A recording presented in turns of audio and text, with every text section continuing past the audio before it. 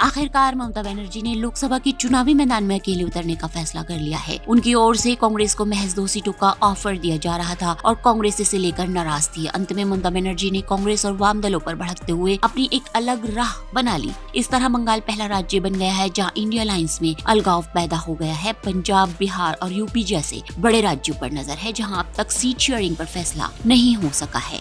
एक दूसरे को प्रस्ताव दिए जा रहे हैं लेकिन कोई सहमत नजर नहीं आ रहा। दरअसल बिहार में जेडीयू और आरजेडी के बीच ही लोकसभा सीटों के बंटवारे को लेकर सहमति नहीं बन सकी है। उसके बाद कांग्रेस और सीपीआई में भी आपसी मतभेद है। कांग्रेस तकरीबन आधा दर्जन सीटें बिहार से मांग रही है और नीतीश कुमार और लालू यादव उसे इतना मौका देने के पक्ष में नहीं है। ऐसा ही हाल यूपी का भी है। पिछले दिनों अखिलेश यादव के साथ कांग्रेस की गठबंधन समिति की मीटिंग हुई थी। कहा जाता है कि इस मीटिंग में कांग्रेस ने 20 सीटों की मांग रख दी थी। उसने 2009 के फार्मूले को रखते हुए मध्य यूपी की ज्यादातर सीटों पर दावा ठोका और अखिलेश से 20 सीटें मांग ली। उसके इस प्रस्ताव को लेकर समाजवादी पार्टी भी खुश नहीं है। समाजवादी पार्टी को लगता है कि बीजेपी से सीधे मुकाबले में कांग्रेस कमजोर होगी और उसके लिए सीट निकालना नामुमकिन हो जाएगा, वो भी ऐसे दौर में जब राहुल गांधी अमेठी की सीट से सांसद नहीं है। कांग्रेस सुल्तानपुर, अमेठी, रायबरेली, शाहजहांपुर, धौरहरा, गाजियाबाद समेत तकरीबन 20 सीटों पर दावा कर रही है। उसका कहना है कि हमने यहाँ 2004 या 2009 में जीत हासिल की थी, इसलिए ये सीटें हमें दे दी जाएं। वहीं अखिलेश यादव 2017 के विधानसभा चुनाव को ध्यान में रखते हुए मान रहे हैं कि कांग्रेस को सीटें देना जीत की संभावना को कमजोर करना होगा। तब कांग्रेस को समाजवादी पार्टी ने 100 सीटें दी थी लेकिन उसे 7 पर ही जीत मिली थी। इलेक्शन रिजल्ट के बाद इस फैसले को समाजवादी पार्टी की गलती मान लिया गया था। फिर 2022 में समाजवादी पार्टी ने बड़ी पार्टियों से दूर ही रहने की